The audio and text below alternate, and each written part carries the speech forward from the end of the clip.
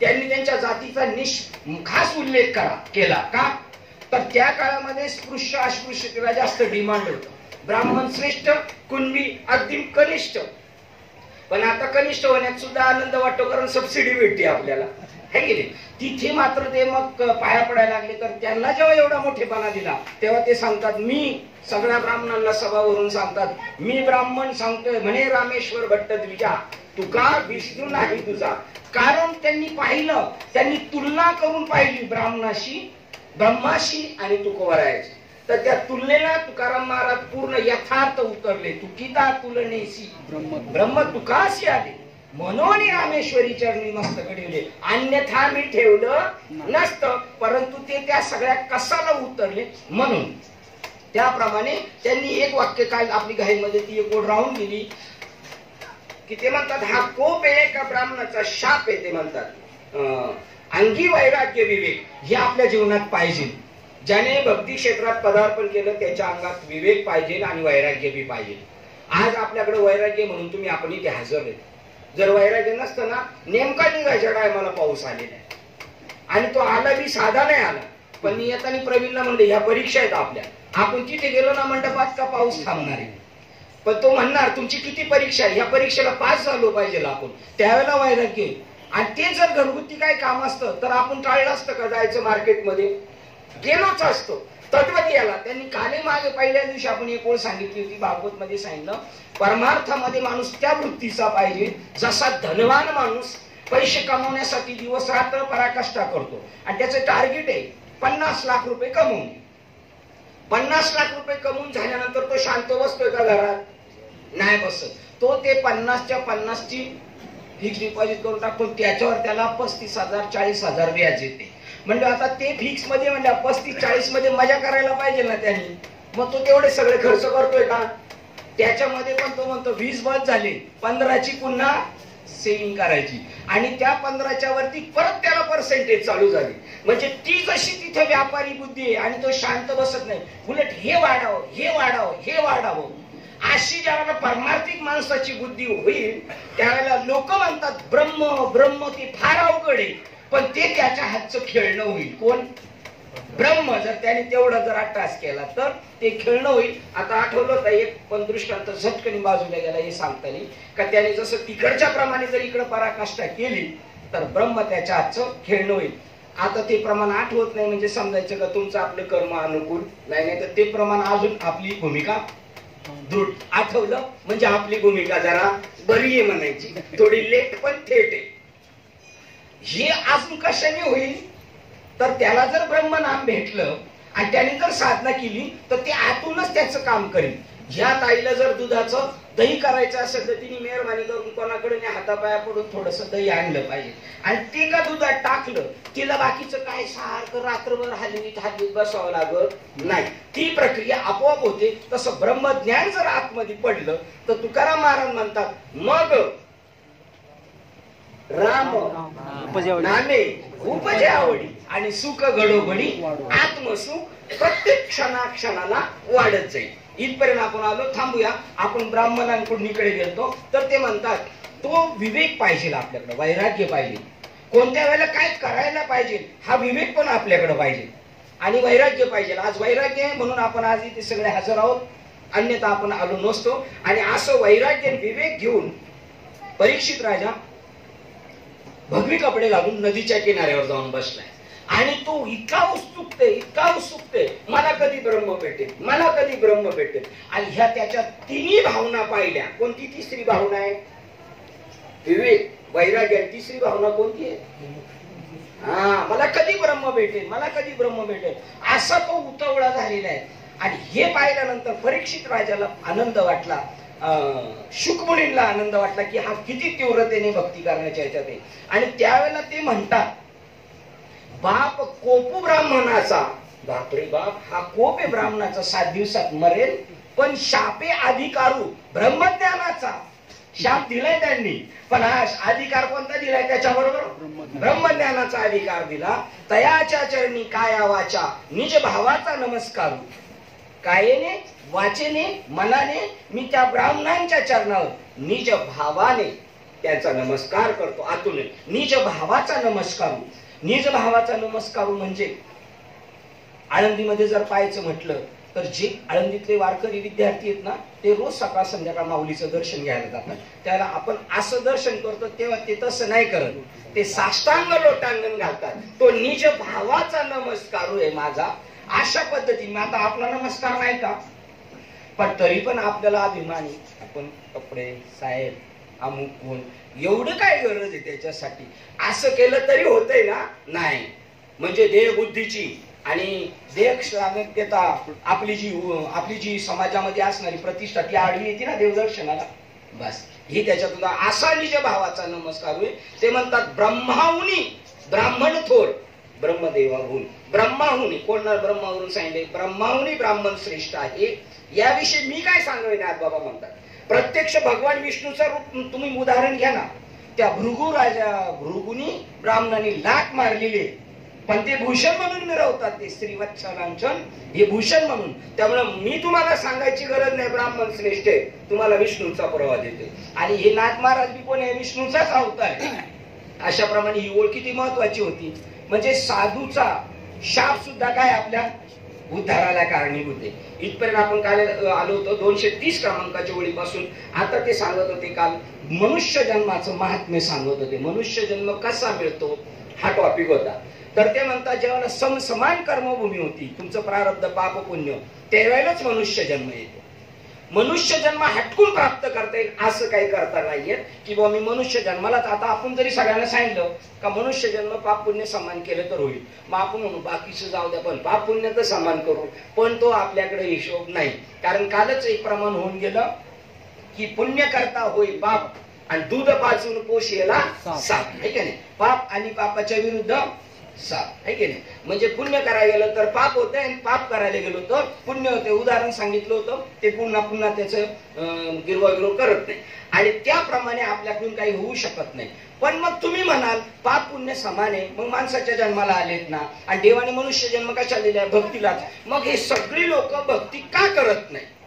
ते म्हणले का करत नाही? तर त्याचं कारण त्यांनी 2 कारणं सांगितली की ज्याचा पापाचा डोंगरच्या डोंगर होते पूर्वीच्या जन्मात आणि पुण्याचा फक्त चारा चुरा असं समतोल झाला काटा, आणि तोही मनुष्य जन्माला आला. पापाचे डोंगर पुण्याचा चारा चुरा हे सम झालं, तोही मनुष्य जन्माला आला. दुसराही मनुष्य जन्माला आला. पुण्याचे डोंगरच्या डोंगर आणि पापाचा चारा चुरा, तोही मनुष्य जन्माला आला. आता यांच्यामध्ये विसंगती काय? काही लोक तर सारखीच भक्तीच्या नादी लागलेले, सत्कर्माच्या नादी लागलेले, आणि काही त्याच्याकडे पूर्णपणे डोळेसाठी, उलट त्यांचा विरोधाभास आहे. खा प्या मजा करा, बाकीचं कोणी मेलं म्हणजे पाहिलं. पाप वृत्तीकडे प्रवृत्त आहे, हा सात्विक वृत्तीकडे प्रवृत्त आहे. अशी विषमता का? बघा प्रश्न कसे. आणि प्रश्नकर्त्याचे प्रश्न आहेत ना, ग्रंथकर्त्यात सपोर कोण नसतो, पण तेच तो एक प्रश्न निवडत असतात की पुढे जाऊन माझ्या विषयाचं कोणी खंडन करून एखादा प्रश्न निर्माण झाला तर पुन्हा त्यापेक्षा आताच क्लिअर करून पुढे जाऊन. विचारसागर मध्ये असेच आहे, त्रयस्थ, मध्यस्थ आणि ग्रंथकार. मग याची हा असं म्हणतो, तो तसा म्हणतो, आणि ग्रंथ करणारे किती? 3 बसलेत का तिथे? एकच बसलेलं आहे. पण शंकेचं निरसन, आणि जोपर्यंत शंकेचं निरसन होत नाही तोपर्यंत यथार्थ आपल्याला मनमोकळेपणाने परमार्थाचा आनंद नाही. प्रमाण सांगून पुढे जातो, निर्द्वंद्व निशंक झालो पाहिजे. आणि जर नसल कळत तर विचारा तुम्ही, मग सुखानंद उदाई स्थिरावी. अशा प्रकारचा मनुष्य जन्माचं त्यांनी सांगितलं. मग ही दोघं का करतात? तर याचं पहिलं सांगितलं पापाचे डोंगर आहे, म्हणजे त्याच्या अंतःकरणी वृत्तीमध्ये जास्त कल कुठे आहे? त्याचा पाप वृत्तीकडं. पुण्याचा चारा चुरा झाला म्हणून झाला, आणि त्याची कल मात्र कुठे होती? पाप वृत्तीकडे. त्यामुळे मनुष्य जन्माला आलाय तो समसमान घेऊन, तरी पण त्याची गती अशी राहणार. बरं, मनुष्य जन्म म्हणजे मोक्षाचा दरवाजा आहे. लोक म्हणत असतील मोक्ष मिळणं अवघड आहे. माणसाला काहीच अवघड नाही मोक्ष मिळणं.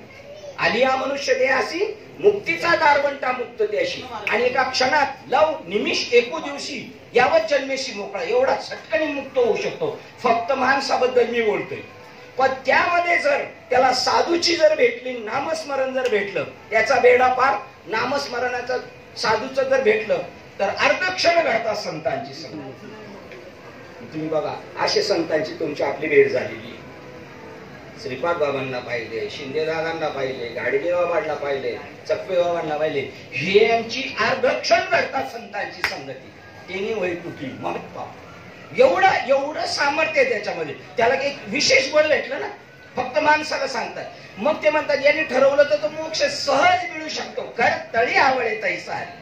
हातात जसा आवळा घेतल्यानंतर सहज प्राप्त करू शकतो. एवढं ब्रह्म प्राप्त करणं सोपं आहे. कारण त्याच्यासाठी कुठं सायास करायचं नाही. ते आपलं स्वतःचं स्वरूप आहे. फक्त त्याच्यावर आवरण आलेलं, त्याला आवरण दोष विचारसागरामध्ये म्हणतात. तो आवरण दोष संत घालवतात. म्हणजे तू माणूस आहे ही जी बुद्धी आहे तुझी, ती काढून तू देव आहे या बुद्धीवर नेऊन ठेवतात. हे किती सोपं आहे. बस किती सोपं आहे. मला आबासाहेब देशमुखांची आठवण झाली म्हणून त्यांनी मला असा प्रश्न विचारला पुढे बसला आणि म्हणले आता मी पूर्वेकडे बघतोय तर मला पश्चिमेकडे बघायला किती वेळ लागेल. म्हणलं युटर्न मारला का. ते म्हणले ऐकलेलं दिसतंय पहिलं कधी. मी म्हणलं बरं.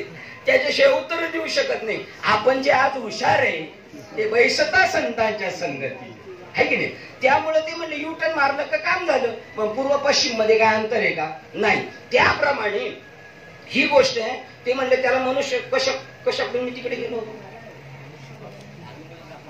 अर्धक्षण घडतात संतांची संगती. त्यांच्या संगतीत गेल्यानंतर आपण नाही तिथूनही आपण पुढे गेलो होतो. असू द्या काय हरकत नाही. तर ह्या लोकांना मग ते म्हणले दोन्ही जर इकडे तर याची कल पापवृत्तीकडे मनुष्य जन्माचं सांगत होतो. मोक्ष ताबडतोब मिळतो. त्यात जर त्याच्या बरोबर जर संतांची संगती असेल तर विशेष पाठबळ आहे त्याच्यात. जसं काल सांगितलं ना स्वामी समर्थ स्वामी सांगतात ना, भिवू नकोस मी तुझ्या पाठीशी. बस व्यासांनाही तसंच सांगितलं. नाभी भिवू नकोस मी तुझ्या सोबत आहे. कोण कोणास म्हणाले तर तुम्हाला विचारलं तुम्ही म्हणा मी काल नव्हतो. ठीक आहे. तर ती जे आहे ना तर नारद मुनींनी व्यासांना सांगितलं घाबरू नकोस मी तुझ्या संशयाचं निराकरण करतो. एवढं सामर्थ्य मनुष्य जन्मात आहे. पण याची प्राकृती असल्यामुळे तो तिकडे जातो. त्याच्यामध्ये एक दृष्टांत टाकलं होतं त्यांनी की आता त्याला सांगायचंय हा सत्वगुणी माणूस का भक्ती करतो. त्याच्यासाठी दृष्टांताची शैली बघा कशी त्यांची. ते म्हणले वाळू आणि सोनं तुमच्या पुढे टाकलं तर मी शिंदे तुम्ही काय न्याल. ते मुद्दाम उलट उत्तर देते वाळू न्याय. कारण ते म्हणले याचा पूर्ण यथासांग उकल झाली पाहिजे. मग लोक म्हणतील काय माणूस वाळू कशी नाही. म्हणजे त्याचं पूर्ण क्लिअर झालं पाहिजे. म्हणजे तो सोनच घेऊन जाईल वाळू घेऊन जाणार नाही. तसं ज्याचं पूर्व पुण्याचे डोंगरच्या डोंगर आहे आणि पापाचा चारा चुर आहे तो सोनच घेऊन जाईल. म्हणजे पायोजी महिने राम रतन धन पायो. त्या दृष्टीने त्याचं वाटचाल असेल. किंवा तुकया दासाचे जीवन गीता भागवत धन त्याच्याच दृष्टीने त्याची वाटचाल असेल. त्यामुळे तो त्या दिशेला जातो.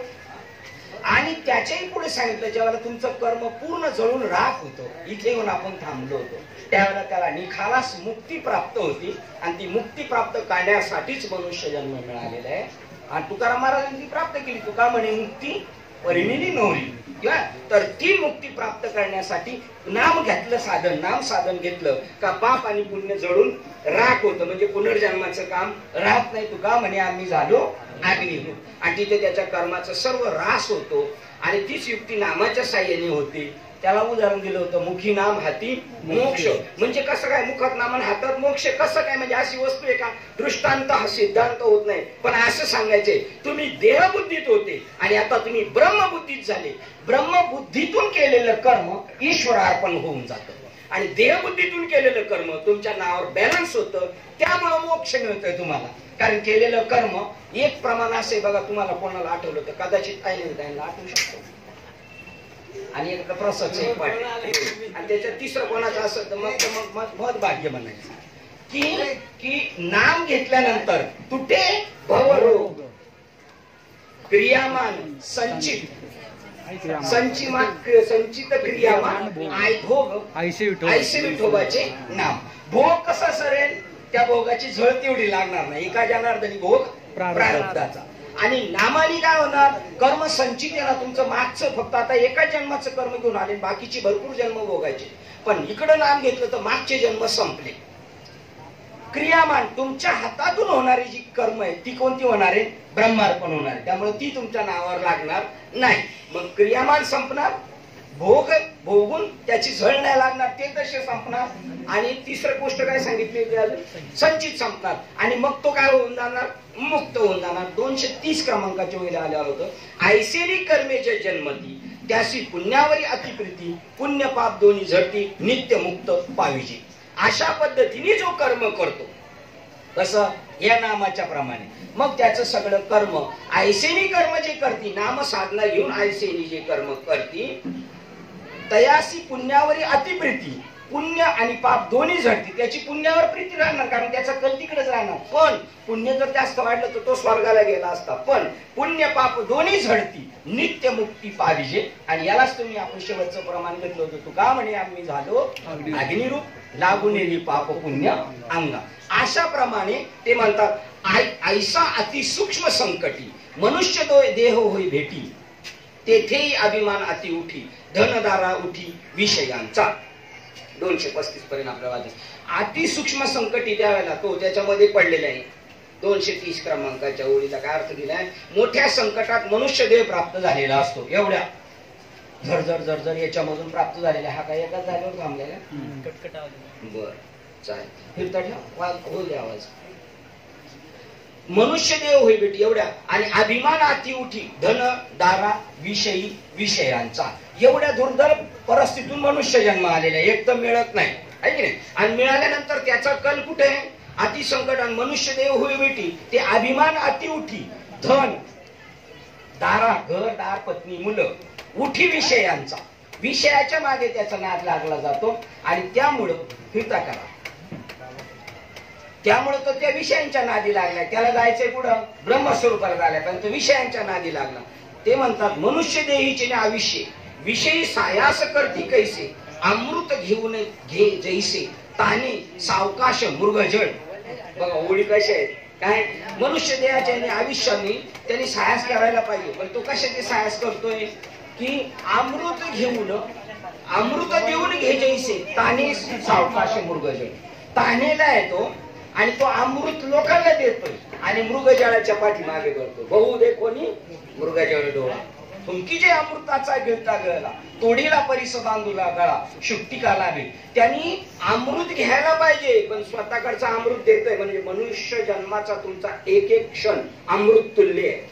पण तो तुम्ही विषयासाठी खर्च करता, विषयासाठी खर्च करताय. कशासाठी, धन दारा बायका पोरं याच्यासाठी. त्यामुळे तो तुमचे काय मृगजळाच्या पाठीमागे लागले. कारण हे कोण आहेत, आता अजून ज्ञानेश्वर महाराजांचं प्रमाण आठवलं म्हणून सांगतो, कवनाचे मायबाप मृगजळावर जाईल रे. म्हणजे तुम्ही आपण कशाच्या पाठी लागलो नाही, मृगजळाच्या. गंधर्व नगराची ठाणी घेतली देऊन चिंतामणी, तैसी लटकिया लागी आटणी विषय साधनी नरदेहा. गंधर्व नगराची ठाणी, त्याच्याकडं देऊन चिंतामणी, त्याच्याकडे बरोबर काय काय आपल्याकडं चिंतामणी. दुसरं काय काय आपल्याकडं,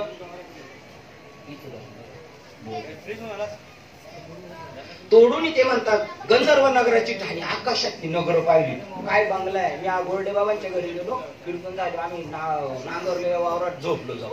ते म्हणले बघा हे त्रिपुट बाबा, तो बघा तो बंगला, ते अमुक तमुक. आता ते फक्त दिसायलाच खरं आहे ना, आणि ते पाहून हा म्हणतो आपल्याला ते खरेदी करायचे, ते मिळणार आहे का हातात, ते खोट आहे. पण जवळची चिंतामणी देऊन टाकतोय आणि त्याच्याबद्दल काहीच पदरात पडत नाही. आता हा मूर्खाचा व्यवहार हे किती असलो, बस आपला अमूल्य मनुष्य देह याच्यासाठी खर्च करतोय. म्हणजे ते गंधर्व नगरातल्या शहरांमध्ये पळतोय. आणि चिंतामणी हा मनुष्य जन्म तो तिथं व्यर्थ खर्च करतोय. तैशी लटकिया लागी आटणी विषय साधनी नरद्या. लटक्याच्या मागे पळतोय. लटिका हा व्यवहार, त्याच्या पाठीमागे आपला दृष्टांत सांगून जातो. एकाच्या पाठीमागे वाघ लागला, तो पळत सुटला आणि पाहता पाहता मोठ्याने उडी मारली तर ते पाहिलं, अरे इथं गुरडी गेली. आणि पटकन वाडाच्या पारंब्या पकडल्यानंतर मग जरा म्हणला वाचलो. वाचल्यानंतर खाली पाहतो तो भाकरी खाली पडलो असतो तर जरी हातपाय मोडले असते तर नागाने चावलं असतं. वर पाहतो तो वाघ, म्हणलं खाली पाहतो नागोबा, वर पाहा वाघोबा. पण त्याला मागे मोड होतो वरती, आणि त्याला झटका बसल्यानंतर ना त्याच्यातून मत पडायला लागलं. त्या माशा बी त्याला झोंबायला लागल्या. ही आपली परिस्थिती या सर्वांची सेम परिस्थिती आपली. पण आपण त्या माणसाची समजतो ना हाच घोटाळा आहे, आणि त्याच्यातून मधाचा थेंब एक पडतोय. काय म्हणतो आनंद आहे. कसं काय चाललंय तुझं? खुशाल आहे मी. तो कसा आहे? खुशाल आहे मी. अशा प्रकारे तोडून कल्पतरूची उद्याने. काय म्हणजे किती मूर्खपणाचा बाजार चाललाय असं त्यांना सांगायचंय. कल्पतरूची उद्याने होती ती तोडून टाकली. हा आणि अजून काय केलं? सायासी ते वाहुनी राणी. ते रान कुठं जंगल वाढले असं समजतोय तो. जसं कल्पतरूच्या झाडाला येड्या बाबळीची झाडं समजतो आणि ती तोडून वाहून बाहेर नेऊन फेकून देतोय गावाच्या बाहेर. मी गावाकडे पाहिलं कचरा टाकतात कुठं माहितीये का? आपल्या प्लॉट मध्ये नाही टाकत. ज्याचा दुसऱ्याचा रिकामा प्लॉट आहे त्याच्यात यांचा जाऊन कचरा टाकाय. आपल्या याच्यात नाही. तशी ही चांगल्या वस्तू यांनी तोडून बाहेर नेऊन टाकल्या. ते सापेक्ष पेरली जाण. आणि पेरणी कशाची केली माहिती का? तिथं सापेक्ष म्हणले. याला आता बघा आपण कसा बगीचा करतो. कल्पतरूची झाडं तोडली भांग पेरली त्यांनी. आता किती मूर्खपणाचा माणूस आहे भाव आहे. त्याप्रमाणे आपल्याला सांगतात पेरणी सापेक्ष पेरणी जाण आणून आपण विजया जयशी. त्याप्रमाणे तैसे नरदेहा येऊन नरा करती आयुष्याचा मातेरा. पूर्ण व्यवसाय शिष्टनोद्धारा उपहास निद्रा का निंदा. एक तर कोणाची निंदा करायची त्याच्यात आयुष्य घालवलेले, किंवा झोपण्यात आयुष्य घालवलेले, किंवा इंद्रियाच्या सुखासाठी घरदारासाठी, किंवा व्यवसाय आणि पैसे कमवणे याच्यासाठी करती आयुष्याचा मातेरा. काय प्रमाणे आठ तयाचा मातेरा केल्यामुळे अनंत जन्मे जरी जोडल्या तर पराशी तरी न पावशी म्हणे देह. ऐसे जे विधान लागलेशी हाती याची माती केली भाग्य ना.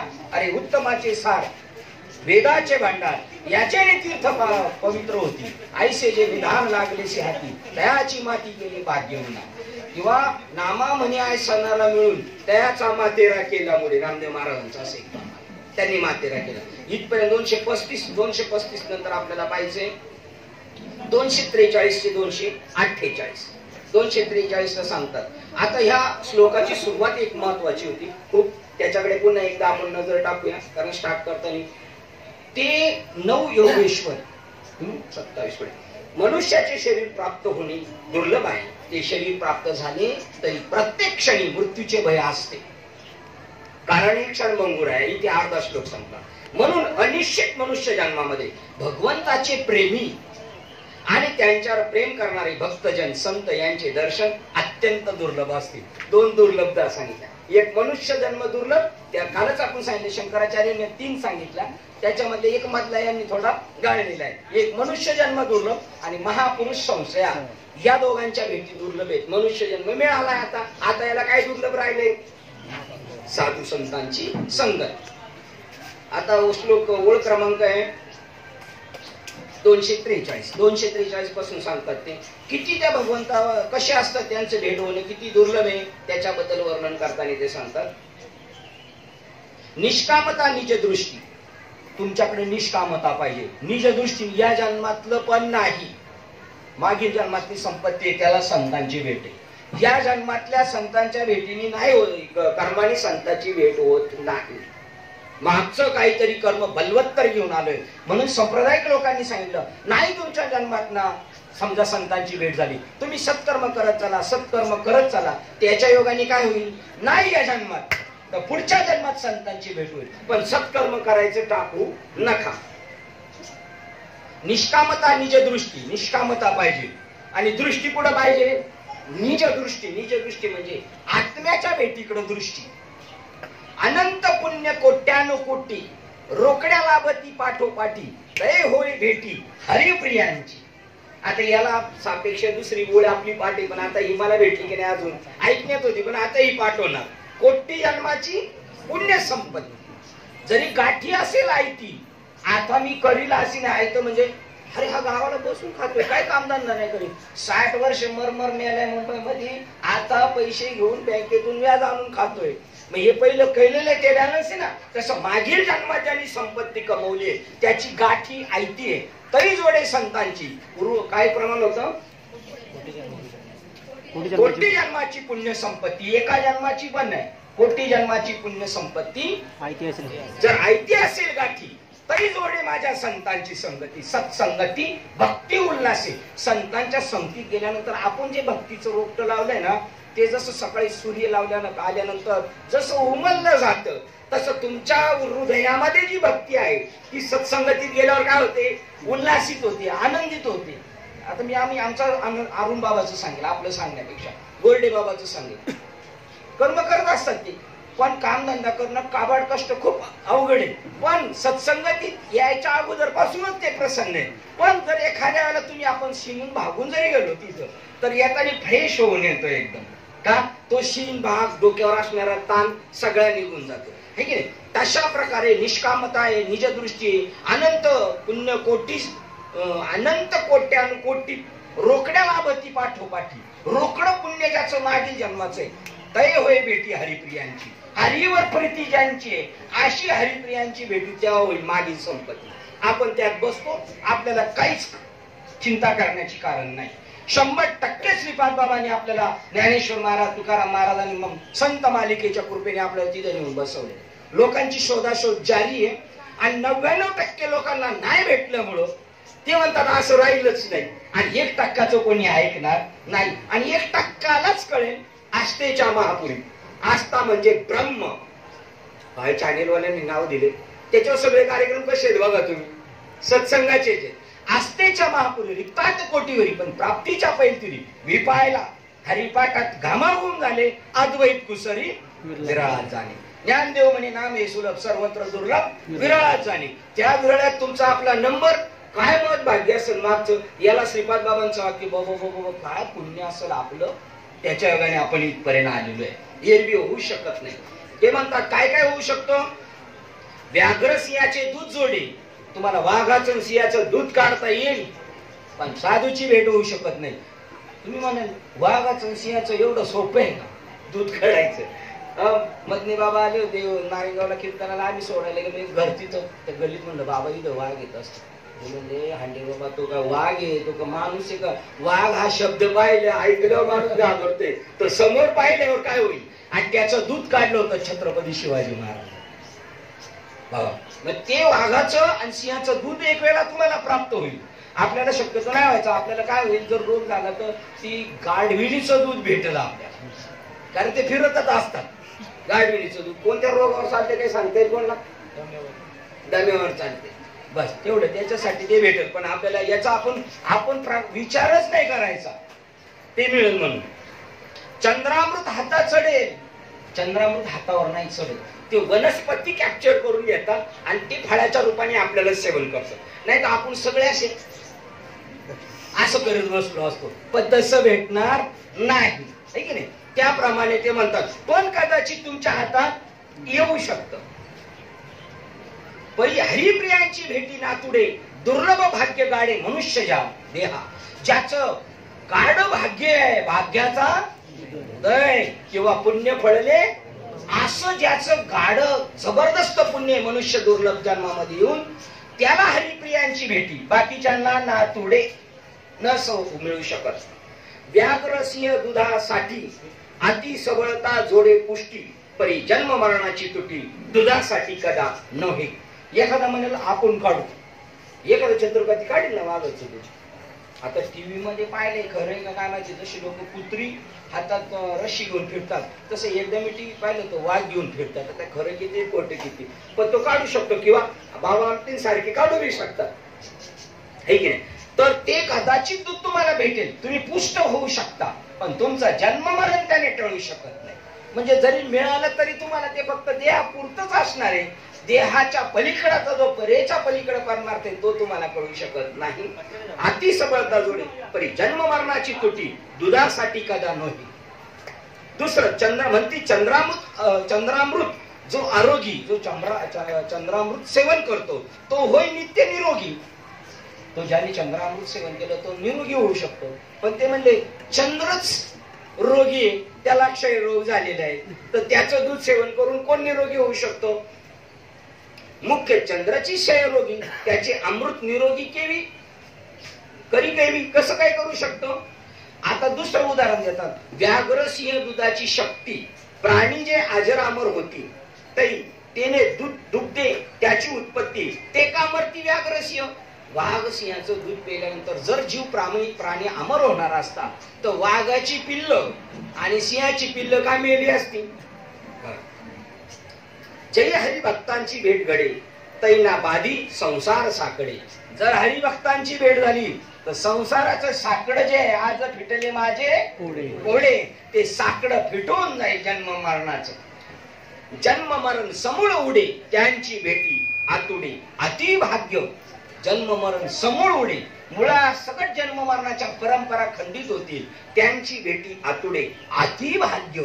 खूप भाग्य असेल तर त्यांची भेटी. पण नाथ बाबा म्हणतात आपला नंबर आहे त्याच्यात, आपण पण म्हणायचंय आमचा बी नंबर आहे. आणि नामदेव महाराज आपलं सगळ्यांचं वकील पत्र घेऊन म्हणतात काय की आम्ही भाग्यवान आहे, आम्ही दैवाचे तसेच दास पंढरीला यायचे, आम्ही पण तसेच भाग्यवान किंवा धन्य आम्ही जन्म आलो दास विठोबाचे. याच्यात सुद्धा विठोबाचे दास झाले भाग्यवानी. पण याच्यात नाही कितीतरी विठोबाचे दास झाले पण याच्यात कुठं भाग्य बसते. म्हणजे ते प्रमाण तिथं बसत नाही. पण ते म्हणतात आज मी भाग्य समान पूर्ण. कोण म्हणताय? नाथ बाबा म्हणतात या भाग्याला मी पूर्णत्व आहे. कारण मला जनार्दन स्वामींसारखे लाधलो तुमचे दर्शन तरी अत्यंत क्षेम कोण ते कृपा करून माझं सांगा. माझं परम भाग्य आहे की मला असे संत भेटले. 255 क्रमांकाच्या ओळीकडे जायचे आपल्याला. 255 क्रमांकाची ओळ सांगते. मी भाग्यवान आहे मला असे संत भेटले. कोणतं सांगितलं? 49 मध्ये. आता 55 मध्ये सांगतो ऐसे पवित्र आणि कृपामूर्ती. असे संत पवित्र आणि कृपामूर्ती भाग्य लाधलो हे संगती. तुमच्या संगतीने मला अशा महात्म्यांची संगती झाली. सत्संगाची निज ख्याती सांगता श्रुती मौनावल्या. आता मी त्यांची मुळे मी लय भाग्यवान याच्या पलीकडे मी जास्त बोलू शकत नाही. कारण जिथं श्रुती ते वेदावल्या त्या मौनावल्या त्या त्यांचं वर्णन करू शकत नाही. तिथं मी काय वर्णन करू शकतो? एवढे मोठे महात्मे का त्यांचं वर्णन होऊ शकत नाही. म्हणून काय वर्णू आता पुरे ही वाणी माझी वाणी त्यांचं वर्णन करू शकत नाही. जिथे श्रुती गप्प बसल्या वेदातल्या तिथं माझी ही वाणी त्यांचं वर्णन करू शकत नाही. 255 नंतर 259 नंबरची ओळ सांगते. त्याच्यावर विनायक महाराजांनी मार्किंग करून ठेवली. याच्यावर मार्किंग करून ठेवली त्यांनी. 59 नंबरची ओळ आहे. इंद्रियाविन स्वानंदू. ते तुम्हाला इंद्रियाला न कळता आत्मानंदाचा अनुभव आणून देऊ शकतात. इंद्रियाविन स्वानंदू. इतर कसेच गुलाबजाम हे इंद्रियांशिवाय कळणार नाही. कसं काय दिसतं हे सगळं स्टेज वगैरे हे डोळ्याशिवाय दिसणार नाही. पण याची काहीच गरज नाही. त्याच्याशिवाय आत्म्याचा आनंद ते घेऊ शकता तुम्हाला इंद्रियांना न कळता. किंवा इंद्रिया ते चोरून जेवी अशीच व्हावे अशा प्रकारचं आहे ते. ते म्हणतात इंद्रियाविन स्वानंदू विषयाविन परमानंदू. कोणता तरी विषय घेतला तर मला आनंद भेटेल ना. पण विषयाविन मला परमानंदाचा आनंद भेटेल. ऐसा करीती निज बोधू अगाध साधू निज महिमा. असा साधू आपल्याला उपदेश करतात. आणि मग फार गरीबातला गरीब भिकारी माणूस असू द्या रस्त्यावर भीक मागणारा त्याला जर साधूची भेट झाली ना तो म्हणाला आज मी धन्य झालो किंवा आजी सोनियाचा दिन वर्ष अमृताचा गुण धन्य धन्य सद्गुरु राव. हा माझ्या देही डावीला देव या देहाचे राऊळ केले आत्मलिंग प्रगटविले. बघा त्याच तो कोण म्हणेल? भिकारी. आणि इकडे गायक बी म्हणेल. पण दोघांमध्ये फरक असेल. हा पाठ करून रियाज करून म्हणेल आणि तो जो म्हणेल ना तो आत्मा अनुभूतीने म्हणणार. त्यावेळेला त्याला कमीपणा नाही वाटणार. मी गरीब आहे मी काय. अरे तो त्यावेळेला म्हणेल जन्म आलो त्याची आज भिक्का होईल मागू द्या. पण आज त्यांचं असं म्हणणं आहे तुम्ही ज्ञानेश्वरी वाचा भागवत वाचा भीक मागायची वेळ आली तरी चालेल. 5व्या अध्यायातला का 3ऱ्या अध्यायातला श्लोक आहे 25 क्रमांकाचा. 3ऱ्या अध्यायातला 25 क्रमांकाचा श्लोक आहे. भीक मागायची पाळी आली तरी चालेल पण ज्ञानेश्वरी भागवत वाचा. हा लोक जुनी कपडे देतात ना फेकून ती घाला वाटलं तर. पण कपडे खरेदी करण्यासाठी गावधंदा करू शकतो ना करू नका. भीक मागा पण करा. आणि सरळ तुक राहायचं बी असं म्हणणं आहे. मागोनी या माधू करी नित्य वाचा विज्ञानेश्वर. भीक मागायची पाळ आली तरी पाळ करा पण ही गोष्ट केल्याशिवाय राहू नका. कारण अनमोल मनुष्य जन्म फक्त घरदार प्रपंच सुधारवण्यासाठीच व्यर्थ झालेला आहे त्यांचा. हा साधू महिमा आहे असा निजबोध देतात ते. निमिषार्थ होता सत्संग. बघा काय त्यांची संगती निमिषार्ध म्हणजे आपल्या डोळ्याची पापणी खाली होऊन वर जाते, बस त्याला निमिषार्ध म्हणतात. आणि या निमिषारण्यामध्ये शुकांनी भागवत सांगितलं होतं, शौकानिक ऋषीने, ही डोळ्याची पापणी. तेवढ्या क्षणात सत्संग जर झाला तरी तुमच्या जीवनाचा वेळा पार. ह्या लोखंडाच्या शिडीला किती वर्ष परिस्त्यांच्या संगतीत ठेवायचं म्हणजे सोनं होईल, क्षणात होईल, क्षणात. याप्रमाणे निमिषार्थ होता सत्संग, तेने संगी होय भवभंग. त्या संघामध्ये भवभंग, जो भव कारण आहे जन्म मरणाला, भव सागर, भव दुःख, तो क्षणामध्ये भंग पावेल. या लागी सत्संगाचे भाग्य साधक सभाग्य जाणती. सत्संगाचं भाग्य कोणाला कळतंय? साधक सभाग्याने, भाग्याने जाणतात, त्यांच्या भाग्याने. म्हणून एवढ्या पावसात आणि एवढ्या डोंगरावर येणारी माणसं आहेत का? त्यांना कळाले का याच्यातच खरं भाग्य. मी तर सर्वांना धन्यवाद देईन तुम्हाला आपल्याला, पण त्यातून मी तुम्हाला इथल्या लोकांना समजण्यासाठी सांगेन, कल्यावरून माणसं येतात तिथे भागवत ऐकायला, सत्संगाला, कल्याणवरून येत आहे. हे सोपं नाही. अजून एक कोण होता तो तुमचा, तो सायनवरून येतो अजय. सोपं आहे काय? हे कोण करतं? साधक सभाग्य जाणती. या लागी सत्संगाचे भाग्य. हे भाग्य अर्ध क्षणामध्ये. 61 संत चरणी ज्याचा भाव भाव्य तुष्टती संत स्वमेव. संतांच्या चरणावर फक्त भाव पाहिजे बस. तर ते ना, हे बघा याच्यावर दान आणलेलं आहे, तनु मनु जीवे चरणासी लागावे, अगरवत्ता करावे दास, मग अपेक्षित बस फक्त भाव पाहिजे. त्यांना त्या ओळींवर दान आणलं इकडे. ते म्हणतात संत चरणी ज्याचा भाव भावे तुष्टती संत स्वमेव. स्वतः ते प्रसन्न होतात तुमचा भाव पाहून, स्वयंमेव प्रसन्न होतात. संत सान्निध्य मात्रे पहाव संसार वाव स्वये होय. संतांच्या सान्निध्य मात्रामध्ये पहाव आपला अनुभव, संसार वाव स्वये होय. संसाराचं वायफळ जगणं बाद होऊन जाईल. वाव म्हणजे संसार, वाव होऊन जाईल म्हणजे संसार वायफळ होऊन जाईल. संसार टिकणारच नाही तिथे. जो संसार आपल्याला त्रास देतो ना, तो राहू शकत नाही. 61 नंतर 63 डायरेक्ट दीपाची आणि संख्य प्राप्ती. कसं काय असं होईल? संसार लगेच क्षणात नाश होईल साधूची भेट झाल्यावर होईल. कारण ते उदाहरण देतात, दीपाची संघ प्राप्ती निशेष कापूरवात्वाची शांती. आरती करताना कापूर जर टाकला त्या दीपामध्ये तर कापुराची निशेषत्व, कापुराची निशेष कापुरात्वाची शांती, कापुराची निशेष शांती केली होईल दीपाला भेट झाल्यावर. तशी तुमच्या पाठीमागे लागलेल्या संसाराची शांती एका क्षणात संपेल. केव्हा? संतांच्या संगतीमध्ये. तेवी झाली या सत्संगती. संसार निमित्त दीपाची संग प्राप्ती निशेष कापूरत्वाची शांती. तेवी झाली या सत्संगती. संसार निमित्त, संसार निवृत्त क्षणार्धे. एका क्षणात नाही, क्षणार्धे. अर्ध्या क्षणात अर्ध क्षण घडतात. हो कशी क्षणार्धे हा साधा शब्द आहे. कापुराची वाती उजळलेली होती त्याप्रमाणे एका क्षणा अर्ध्या क्षणात क्षणार्धे. एवढी माहिती संत संगतीची, एवढीच माहिती ते म्हणतात. 63 झाल्यानंतर आता डायरेक्ट 423 वर जायचं आपल्याला.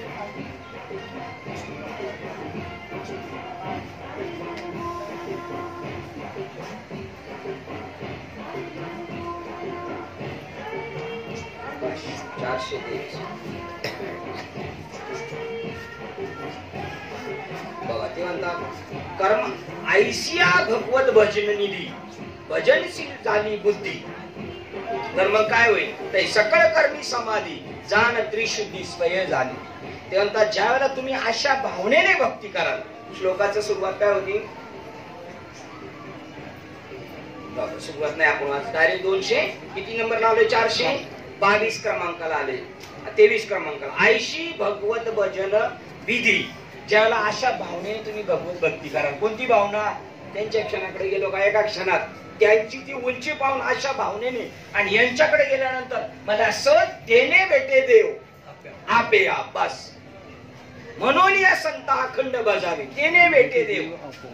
संताची घरी देव कामधंदा करी पितांबर धरी सहज भेटन. ते म्हणतात आयशिया भजन विधी भजनशील झाली बुद्धी. अशा भजनाचा विधी करून अशी जर बुद्धी झाली तर सकळ कर्मी समाधी जाण त्रिशुद्धी स्वये झाली तुमची. जे म्हणतात ना लोक, हो आमचे बाबा 12 तास समाधीला बसतात, आमचे बाबा 6 तास समाधीला बसतात, फिर भी होणार कच्चा बेकच्चा हो नाही गुरु का बच्चा. तुमच्या सगळ्या कर्मामध्ये तुम्ही समाधी स्थितीत आहेत. आता तुम्ही समाधीत आहेत. अर्जुना देऊन हा तेच चाललंय पुढे की त्याप्रमाणे त्यांनी लढाई केली अर्जुनाने तरी तो समाधीत आहे. गाडी काही मडकी केली गोरा कुंभाराने तरी समाधीत येते. सोनाराने जरी धंदा केला राम नामे सोने चोरी तरी ते समाधीत आहे. बघा सकळ कर्मी समाधी जाण त्रिशुद्धी से कर्माचरणी समाधी. एक म्हणते नगडी कधी असे विद्वान आहेत. हो कर्म करताना कुठं समाधी ठेवली काय त्याच्यासाठी ध्यान धारणच करावं लागेल. हे कोणाला नाही कळणार. ते म्हणतात ज्याला परमार्थ नेट कळणार नाही तो असं म्हणणार. बघा वाक्य किती जबरदस्त. अहो मूर्खाच्या वर चापटीच्या चापटी मारलेले आहेत त्याला. सकळ कर्माचरणी समाधी. एक म्हणते हे न घडे कधी. हा तुम्हाला लगेच देव, तुम्हाला लगेच समाधी. आम्ही आयुष्य केलं. तुम्ही आयुष्यभर काय केले तुम्ही विचारच स्वतःला काय केलं नेमकं. परमार्थ केला का नुसतंच वर रंगाला बोललेले होते. ऐसे करी का पांडुरंगा शुद्ध रंग व्हावे रंगा. मग आम्ही शुद्ध रंगात होतो का अशुद्ध रंगात होतो. अजून एक ज्ञानेश्वरीची ओळ आहे. ते कर्माचे डोळे ज्ञान शुद्ध व्हावे निर्दोष व्हावे. त्याची सुरुवात काय माते नेनुनी भजन ते वायाची गाणे आली. म्हणून कर्माचे डोळे ज्ञान निर्दोष व्हावे. ज्ञान हो पण कसं हो दोषरहित ज्ञान हो. म्हणजे तुमचं मनाचं ज्ञान आहे. शुद्ध परमार्थ केलेला नाही. मग तुम्ही म्हणा वरून केला हो पण शुद्ध परमार्थ त्याला म्हणतात. आतून शुद्ध भांडी घासली का नाही कशाला म्हणतात. दूध खराब झाल्यावर कळतं शुद्ध भांडी. बाहेरून तो चाक चाक चाक चाक पण आतून काहीतरी कचरा ठेवल्यामुळं ज्याच्यासाठी भांडी घासायची होती ते तर दूध खराब झालं. ज्याच्यासाठी मला देव जोडायचा होता ते तर जमलंच नाही आमचं. वरून लय चकाचक एरवी तरी पण सुद्धा आत शुद्ध न होता बाहेरी कर्म तत्वता विटंबुगा किंवा ऊपर से तो खूप बनी मगर अंदर की राम जाणे. त्याप्रमाणे त्यांना कर्माचरणी समाधी. एक म्हणे न घडे कधी ते पावले नाही निजत्मबोधी जाण त्रिशुद्धी विदेहा. इथं आपल्या भागवत मध्ये जनकाला म्हटलेलं वाक्य आहे. मी वाचायचं राहिलो मागचं पुढचं. जनकाला हे म्हणतात. आणि निजात्मबोधी या टॉपिक वर साखरे महाराजांनी लिहिलंय. त्याला आत्मज्ञान झालं नाही तो असं म्हणतोय. साखरे महाराजांची ज्ञानेश्वरी ना तसं भागवत. निजात्मबोध म्हणजे काय आत्मसाक्षात्कार झाला नाही. ज्याला आत्मज्ञान नाही झालं तो म्हणेल काय देव भेटणं सोपं आहे का. कर्म करताना समाधी लागणं सोपं आहे का. त्याला म्हटले ते. बघा त्याच्या पुढे आता झापड मारणार. ताटस्थ्य नाव समाधी. असेच बसले बाबा हाक मारले तरी काय बोलत नाही. असेच बसलेले सारखे. सकाळी 7ला बसले आता जवळ संध्याकाळचे 7 झाले तरी काय बाबा बोलत नाही. बाबा बेशुद्ध पडलेले. एखाद्याला ऑपरेशन द्यायला मुलीचं इंजेक्शन मारलं. इंजेक्शन पण झालं सक्सेस. ऑपरेशन सक्सेस झालं आणि थिएटर मधून आलं तरी हा बोलत नाही. त्याला डॉक्टर काय म्हणतात यांना अजून शुद्ध आलेली नाही. हे बेशुद्ध आहे. आणि शुद्धीवर बेशुद्ध आहे तोपर्यंत ठसठस नाही आणि शुद्धीवर आल्यावर ठसठस. तसं समाधीत आहे तोपर्यंत संसाराची तकलीफ नाही. आणि समाधीतून बाजूला गेला का मग मात्र बुद्धी कशी होती परत ठसठस चालू. त्याप्रमाणे ताटस्थ्य नाव समाधी म्हणजे त्याची ठकली बुद्धी. ती समाधी नव्हे त्रिशुद्धी. जाणावी नुसती मूर्छा आली बेशुद्ध पडलाय तो बाबा. आणि समाजाला तसंच पाहिजे.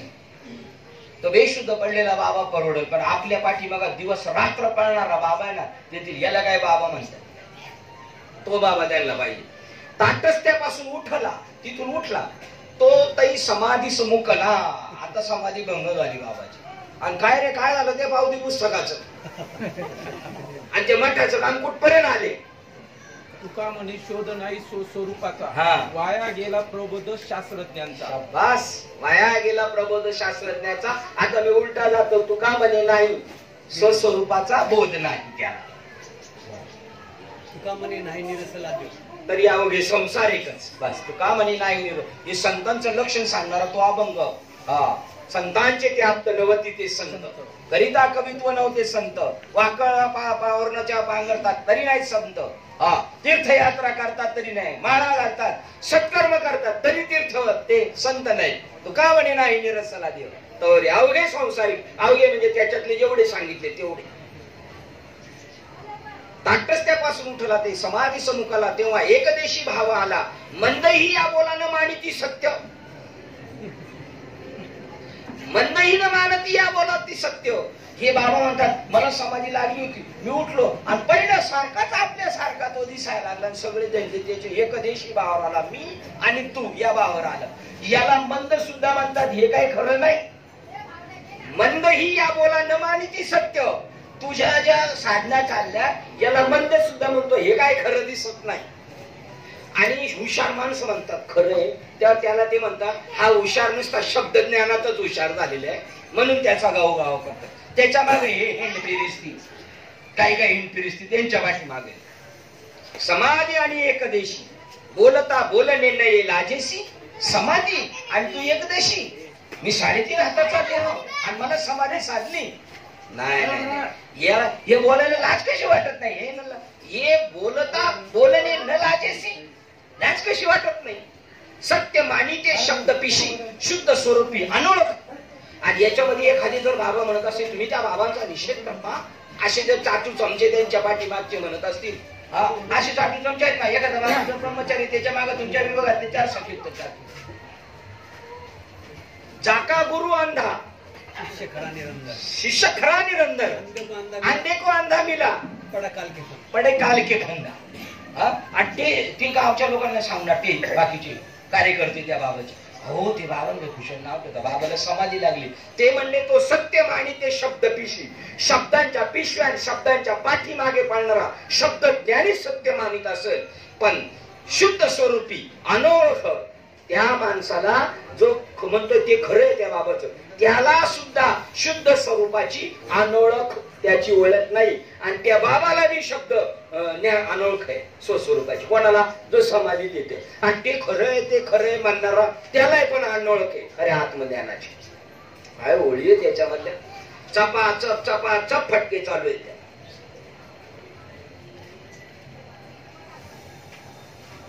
पाणी पिऊन गेलं काही गायब झाला, मागे गेले वाटतं. हा, किती झाली होती? 400 आपल्याला 423 ते 35 भरपूर बांधले. 23 ते 35. आता ते म्हणतात येथे प्राचीन अतिसमर्थ, ते म्हणतात बोलता. हा, मग तुम्ही म्हणणार तो मूर्छित पडला. ज्ञानेश्वर महाराज बी म्हणतात बेड रेस्टवर गेलाय तो. हा कामावर येत नाही, कामावर नाही, पगार बी चालू आहे पण बेड रेस्टवर आहे. तसे थोडा वेळ जर समाधीत असतील तर पुढे बेड रेस्टवर आहे. आणि पुढे पुन्हा फिट झाला का याला परत कामाला झोपायचं आहे. हा, त्याप्रमाणे ज्ञानेश्वर महाराजांचं म्हणणे येथे प्राचीन अतिसमर्थ, त्यांचं प्रारब्ध इतकं जबरदस्त आहे, ते मूर्छा आणून करीत तटस्थ. त्यांचं प्राचीन म्हणजे काय? त्यांचं प्रारब्ध, त्यांचे प्राचीन म्हणजे प्रारब्ध अतिसमर्थ असल्यामुळे ते मूर्छा आणून निशिष्ट करते, त्यांना बेशुद्ध पाडते. म्हणून मूर्छा, ते मूर्छा आणून करी तटस्थ, वाचून चालते बोलते समाधिस्थ, जानबाई निश्चित वशिष्ठाधिक, व्यास वशिष्ठाधिक त्यांना मानना ते चालते बोलते जे फिरतेत ना ते खरे. यांचं प्राचीन म्हणजे यांचं प्रारब्ध असे, त्यांना मूर्छित केलेलं, बेशुद्ध केलेले. वाचोनी चालते बोलते समाधिस्थ, चालते बोलते समाधीत असणारे साधू, कामधंदा करणारे.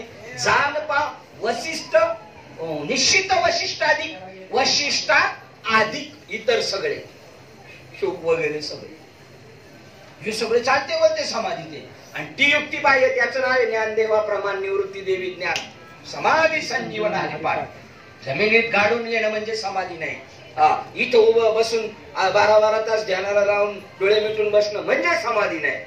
ओरिजिनल समाधी सांगतात.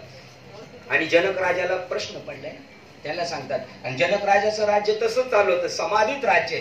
आणि मी म्हणेन लोकांना अतिशोक्ती वाटेल, पण तुमच्या आपले प्रपंच सुद्धा समाधीत चालू आहे. प्रपंच सुद्धा समाधीत चालू आहे. आठवा बरं काही कधी काय कुठं काय गेलो नाही आठवत आपल्याला संसारातल्या काहीच गोष्टी. पण इत्तीभूत मी म्हणाल आम्ही आता रिक्षाचा धंदा करतो, सकाळपासून संध्याकाळपर्यंत 900 रुपये धंदा झाला तर पहिल्या भाड्यापासून तर शेवटच्या भाड्यापर्यंत सगळी हिस्ट्री सांगणार आणि ते आपल्या इतरांच्या लक्षात राहणार नाही. बस काम झालं चलो बाबू, पण इत्तीभूत राहणार सगळं. हा त्याचं कारण काय आहे? चालती बोलती समाधी आपण करतो संपलं, करतो संपलं. पाहे पा देवर्षी नारदू विनोदेन मोडे समाधी बोधू. आता टिंगली मस्करी करतोय लोकांचा, विनोद करत चाललेला आहे तरी त्याची समाधी मोडत नाही. आणि आम्ही कीर्तनात बसू नये, कीर्तन करू नये, आमची समाधी लागत नाही. दुर्भाग्य आम्ही, बाप भाग्य कैसे यांचे नसऱ्याची कर्म नकळ्याची वर्मारे मुळा. वर्माचा परमार्थ आहे. वेळ झाली का सांगा. याज्ञवल्कांचा समाधी संबंध ऋषी प्रसिद्ध परीक्षा केली. याज्ञवल्कांचा पण समाधी प्रसंग पाहिलेले आहे त्यांनी त्याच्यामध्ये मंत्रमुग्ध झालेले होते. स्वरूप देखून मूर्छित झाला तो आपण तरला. स्वये तरुण जन उद्धरला तो बोधू प्रकाशिला शुक वामदेवादी. जे चालती बोलती समाधीत आहेत ना, चला आम्ही सो त्यांना महत्व दिलं. किती महत्व दिलंय? सो म्हणजे थोडं थोडं महत्व दिलंय. तर तो तरलाय असेल, तो एकटा तरला. कर्मजात अशेष न सांडिता मोक्ष सुख प्राप्त झालं त्यांना. कर्म करून ते मोक्ष स्थितीवर गेलेले. आणि हे दिवस रात्र तीर्थात राहून सुद्धा ते म्हणतात अजून आम्हालाच नाही मिळालं. हा ते म्हणतात बघ त्याच म्हणतात मूर्छित झालेला असेल ना तो आपणची आपण तरला तो एकटा. पण स्वये तरुण जन उद्धरीला तो बोधू प्रकाशला शुक वामदेवाचा. जो स्वतः तरला आणि चालता चालता जेवढ्यांना भेटत जात जात जात जाईल, धर्म सांगत जाईल, तो इतरांना तारील. ती समाधीचा बोध. या लागी समाधी आणि वित्थान. समाधी आणि मोडली का वित्थान मध्ये जाणार.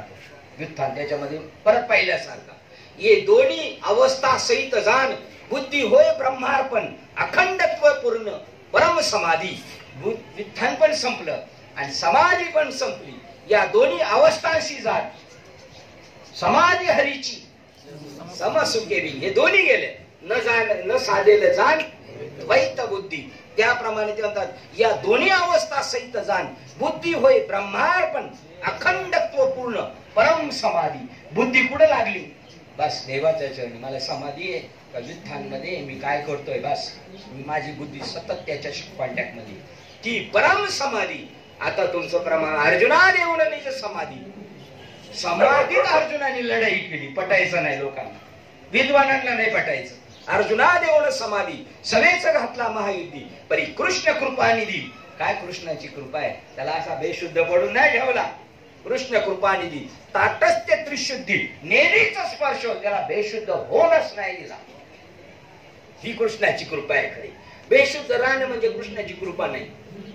बेशुद्ध राहणं आणि त्याच्यात घरात काय काय झालं त्याला विचारलं 4 तासापूर्वी काय झालं, काहीच नाही. पण हा सगळं पाहून सगळं करून आणि म्हणत ही ईश्वराची खरी कृपा आहे. सगळा प्रपंच फार ऍक्युरेट करून सगळ्या जीवनाचा आनंद घेऊन परत समाधी देईल. आणि एवढा तेवढ्या काय त्याच्यामध्ये त्याचा थोडाही बाजूला गेला नाही. सकळ कर्मी समाधी. ही बाबांनी आपल्याला युक्ती दिली. ही सद्गुरूंची आपल्यावर कृपा आहे. सकळ कर्मी समाधी. सगळ्या कर्मांमध्ये मग सजन कसाही मास विकू द्या तरी कर्म धर्म त्यांचा नारायण झालेला आहे. सकळ कर्मी समाधी ही सद्गुरूची बोधी बुद्धी. सद्गुरू असा बोध करतात का तू सगळी कर्म करत असेल तरी तू समाधी. मग काय काय कर्म साधू संतांनी केली. कांदा मुळा भाजी लावलेली, सेना महाराजांनी गाड्या केलेल्या आहेत, चोखा मिळाली, भिंती बांधलेल्या आहेत. पण हे समाधीत होते. ते म्हणायला दिसत होते एरवी माणूस मनाची भांग लौकिक भागू आहे. ते दिसत होते लौकिकात माणूस, पण ते समाधीस्थ होते. तरी युद्धी त्रिशुद्धी निज समाधी न मोडे. त्यामुळं सद्गुरूंनी असा बोध दिलेला होता काय? सकळ कर्मी समाधी ही सद्गुरूची बोधी बुद्धी. तरी त्रिशुद्धी युद्धी त्रिशुद्धी निज समाधी न मोडे. आतली जी लिंक लावलेली ती मोडली ना युद्धभूमीमध्ये जाऊन. आपली बघा एवढी काय तिथं त्याला टाकून बोलत असतील, राग येत असेल, पण त्या रागात सुद्धा त्याची बुद्धी कुठे आहे? समाधीस्थ आहे. हा बॅलन्स आहे. उदाहरण सांगायचं तर पूर्वीच्या काळी महिला नदीवरून पाणी घेऊन यायचे. एकावर 3 हंडे आणि एक बगलेत सुद्धा हंडा आणि एक असा हात लावलेले आणि 4 जणी बोलत चालले. आणि परवा मी गेले होते ना माहेराला असा हात करून, तेव्हा धडाधडतीने हंडे पडलेत का? असाही हात केला आणि बोलली तरी बॅलन्स मात्र त्याचं नाव समाधी. त्याला म्हणतात अनुसंधान किंवा लक्ष लावून राहा गोविंदुगा. निज समाधीमुळे बुद्धी आकळले परब्रह्म डोक्यात फीड झाले पाहिजे. ब्रह्म हे बुद्धीचं वैभव आहे. लय हुशार आहे बुद्धीचं वैभव हे पाहिजे. लय बुद्धी सारखी ना इथं चालवा ना मग आपण म्हणू शहाणा तो धनी. त्याला शहाण म्हणलेले, कोणाला नाही म्हटलेले. बुद्धी आकळले परब्रह्म. कोणी आकळलेले परब्रह्म? बुद्धीने. बुद्धी फीड झाला. मी काही झालं तर मी ब्रह्म आहे. जगत ब्रह्म आहे. माझ्यातून होणारं कर्म सगळं ब्रह्मार्पण आहे. बुद्धी आकळले परब्रह्म. तर अहेतुक चाले कर्म. कामधंदा करायचंय पण अहेतुक. अर्जुनाने लढाई केली अहेतुक. जिंकलं तर जिंकलं, मेलं तर मेलो. अहेतुक चाले कर्म. जसं सरकारी नोकर काम करतात तसं चालतं. कंपनीचं वाटोळ होऊ नये तर फायदा हो. आपण फक्त दिवस भरवायचं आणि घरी पडायचं. काम सुद्धा काही एवढं मन लावून करायचं नाही. अहेतुक त्यांचं कसं अहेतुक. आणि ज्याचा धंद्यावाला आहे तो धंदाच नाही झाला, पळायला या या या या घ्या घ्या घ्या घ्या कमी करतो, त्याचा अहेतुक नाही. त्याला तसं अहेतुक चाले कर्म. हेच बुद्धीचे परम, हेच बुद्धीचे अर्पण परम. हेच बुद्धीचे अर्पण. इतर तो भ्रम अनुमान ज्ञान. अनुमान ज्ञानाने त्यांची गोष्ट चालू आहे. आपल्याला आलोय आपण वेळेत आलोय. एकच ओळ राहिली. स्वरूपी दृष्टी निर्वधी. याला पण मार्किंग केली विनायक महाराजांनी. स्वरूप दृष्टी निर्वधी अविच्छिन्न समान बुद्धी. अविच्छिन्न. सतत तुमचा विना चालू आहे ना, तशी याची बुद्धी विच्छिन्न नाही, अविच्छिन्न. म्हणजे ती हॉस्पिटलमध्ये आपण पाहतो पेशंट आजारी असतो, पिक्चर मध्ये हिरोला लय लागले मार आणि त्यांची सगळे बघतात आणि ती अशी लाईन लाईन लाईन चालू आहे. ती गाडीची लाईन चालू आहे आणि ती मध्ये तुटायला लागली का घरचे घाबरतात, डॉक्टर घाबरतात. तशी याची मध्ये तुटतच नाही, लाईन कंटिन्यू चालू आहे. हे तो अविच्छिन्न. स्वरूपी दृष्टी निर्वधी. सतत दृष्टी कशावर आहे त्याची? स्वरूपावर आहे दृष्टी सतत. अविच्छिन्न समान बुद्धी. आणि ती अविच्छिन्न इकडे चालते. कुठं? दृष्टी स्वरूपावर आहे. आणि इकडे समान बुद्धी. तिथं सुद्धा समान बुद्धी. कशी? अविच्छिन्न. कधीतरी समान आणि कधीतरी असमान असं नाही. कर्मा कर्मी अज्ञान न बाधी परम समाधी. तिये नाव कर्म आणि अकर्म याचा कोणताही त्याला टच होत नाही. त्याचं नाव परम समाधी. तिये नाव. ती ज्ञानेश्वर महाराजांची समाधी, ती अर्जुनाची समाधी, ती प्रभू रामचंद्राची समाधी, ती तुकोबरायाची समाधी. आणि नाथ महाराजांनी लढाई केलेली आहे ती समाधीत केलेली गुरुजींच्या गैरहजेरीमध्ये जाऊन. याप्रमाणे आपण 235 अध्याय क्रमांक 2 235 क्रमांकाच्या वेळेला थांबतोय. झालेली सेवा हृदयस्थ सद्गुरू सच्चिदानंद श्रीपाद बाबा रामदास बाबा, अधिष्ठान देवी मा, त्याप्रमाणे पांडुरंग परमात्मा, श्री गणेश, त्याप्रमाणे मंडळातील सर्व कार्यकर्ते, उपस्थित असणारे सर्व साधू वृंद, त्यांच्या चरणावर सेवा समर्पित करून सेवेला पूर्णविराम देतो. कुंडली गौरदेव हरी विठ्ठल श्री ज्ञानदेव तुकाराम पंढरीनाथ भगवान की जय. माऊली ज्ञानेश्वर महाराज की जय. जगद्गुरु संत तुकाराम महाराज की जय. शांतिगम मैनाथ महाराज की जय. सच्चिदानंद श्रीपाद भगवान की जय. सच्चिदानंद रामदास भगवान की जय. अवधूत चिंतन श्रीदेव दत्त गोपाल कृष्ण भगवान बोलो रे भाई सब सुंदर की जय. और जय. आता विश्वात्मके देवी हे मागे नियंत्रुसावे खुर्चोने मददावे कसाय दाणे. हे क्रांची व्यंकटी सांडो तया सत्कर्मे रती वाढो. भूतात्परे पडो मैत्र जीवांचे दुरितांचे तिमिर जाओ. विश्वस धर्म सूर्य पाओ जो देवांची कोते लावो. प्राणिया वर्ष सकळ मंगळी ईश्वर निशांची माने हरी. अनवर्त गुणमळी भेटू दया पुता चला कल्पतरुचारो.